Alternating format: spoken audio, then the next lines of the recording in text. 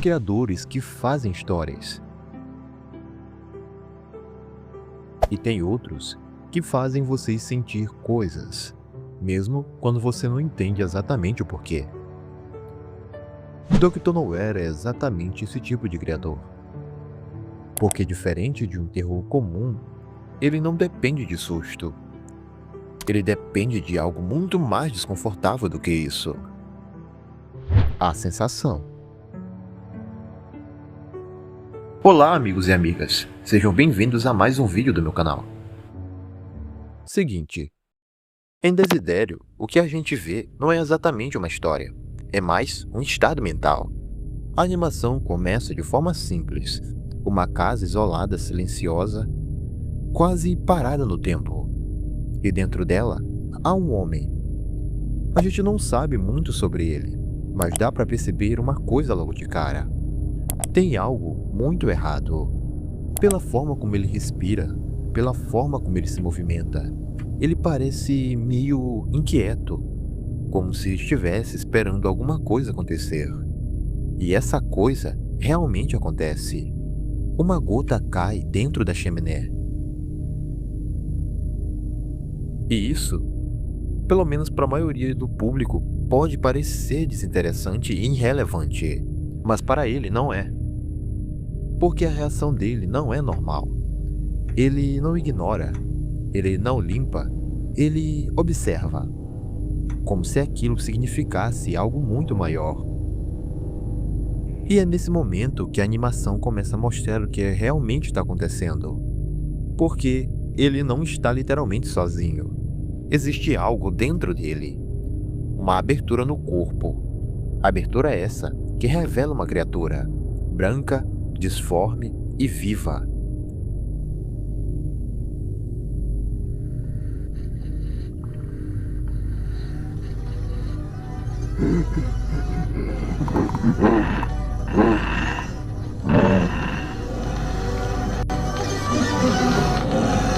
E o mais estranho disso tudo é que essa coisa reage à gota.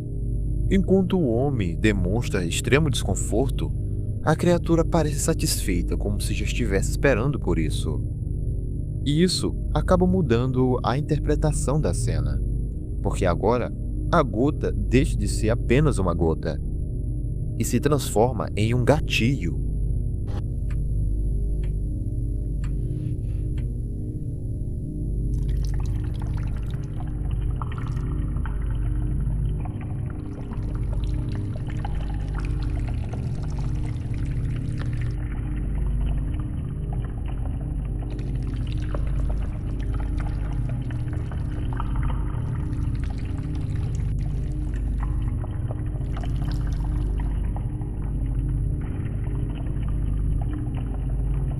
O homem então tenta resolver isso da única forma que ele conhece: remédios. E aqui entra um detalhe muito importante da animação, pois ela faz questão de mostrar vários tipos de medicamentos, remédios reais em si que existem na vida real, cada um com uma função específica. E isso não está ali por acaso. Isso constrói a ideia de que este homem vive tentando se tratar, mas nunca consegue resolver nada. Ele pega um remédio específico. Remédio esse que atua como antiparasitário. E isso já diz bastante pra gente. Porque no fundo, ele acredita que o problema dele é algo que pode ser removido, eliminado ou expulso. Mas não é tão simples assim.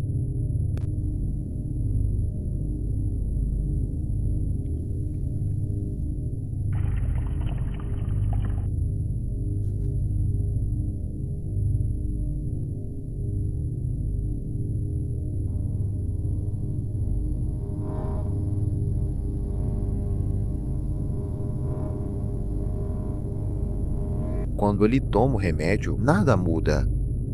Na verdade, o remédio simplesmente volta para o mesmo lugar, como se sempre estivesse estado ali. E isso é extremamente simbólico, porque mostra que o problema não é externo, não é algo que entrou nele, é algo que já faz parte dele. Enquanto isso, As gotas continuam caindo e começam a aumentar em quantidade.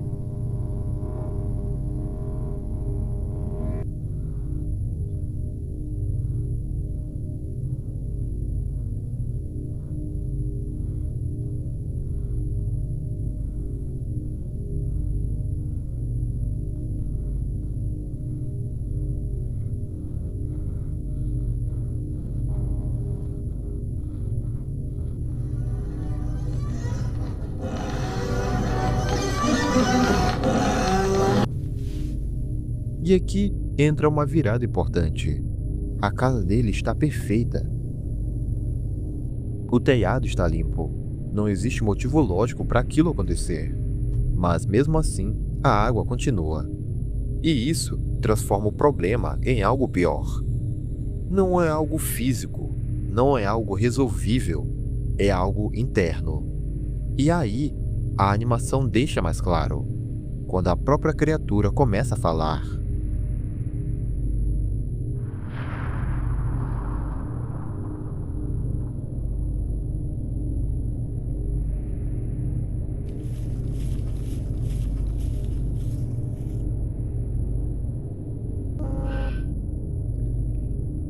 There's a storm coming, friend.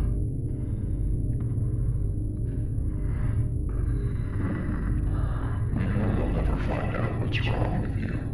And even if they did, they're just gonna make you sicker. Ela diz que ninguém nunca vai descobrir o que há de errado com ele. E isso é bem pesado.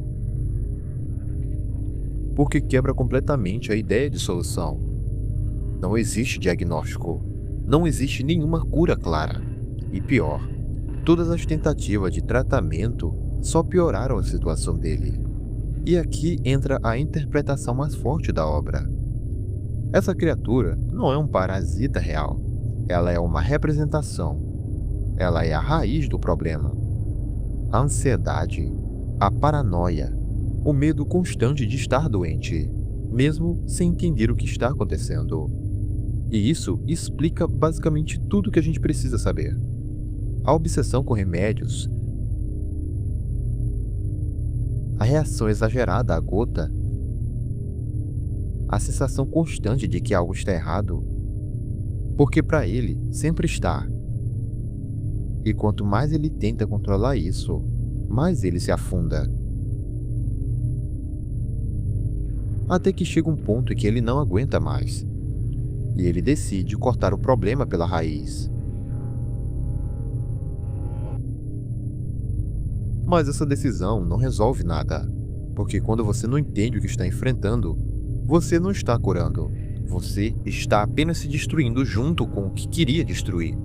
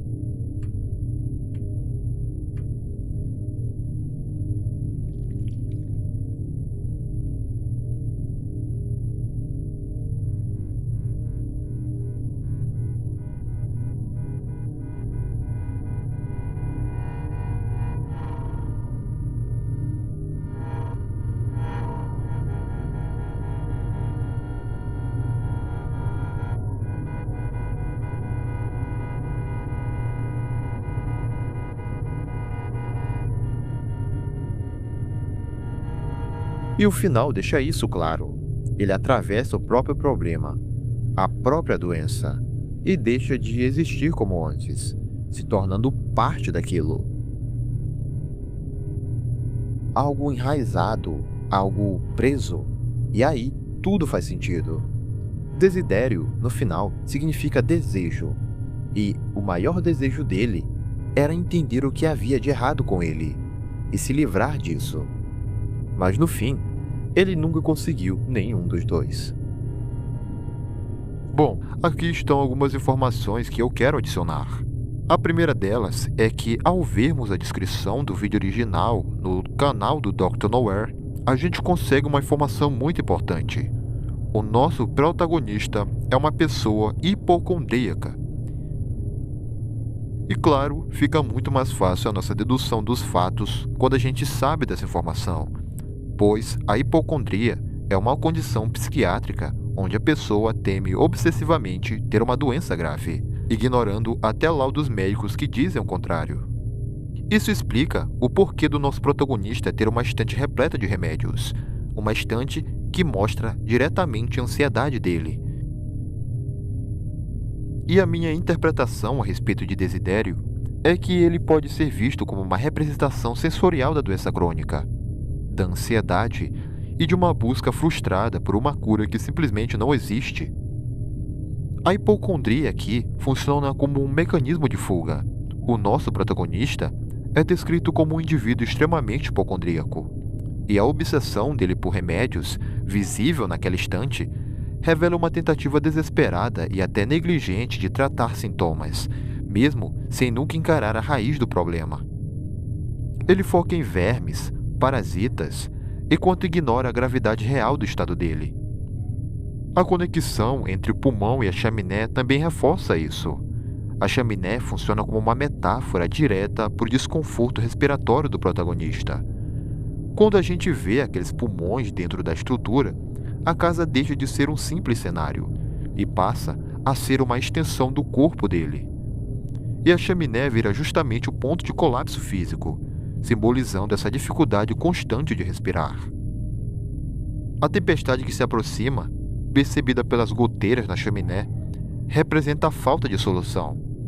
Não importa o quanto ele tente fazer manutenções superficiais, o problema não é externo, ele é sistêmico e também crescente. A tempestade é inevitável, sendo ela o colapso total chegando, algo que nenhum remédio consegue impedir.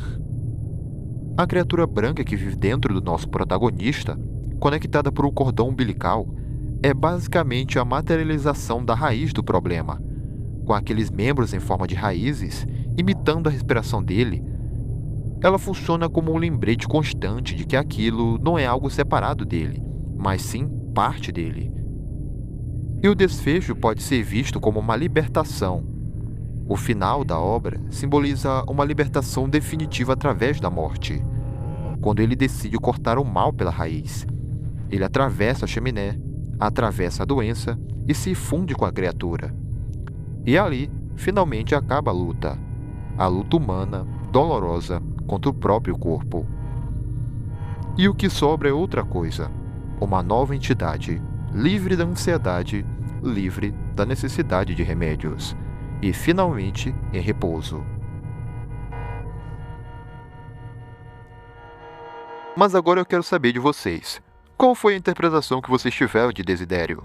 Vocês enxergaram essa obra da mesma forma que eu? Ou chegaram a uma conclusão completamente diferente? Comenta aqui embaixo porque eu realmente quero ler o que vocês pensaram. E se você curtiu o vídeo, não esqueça de deixar o like e se inscrever no canal. Isso ajuda muito mais do que você imagina. Eu estou com uma meta de 100 inscritos até o final desse mês.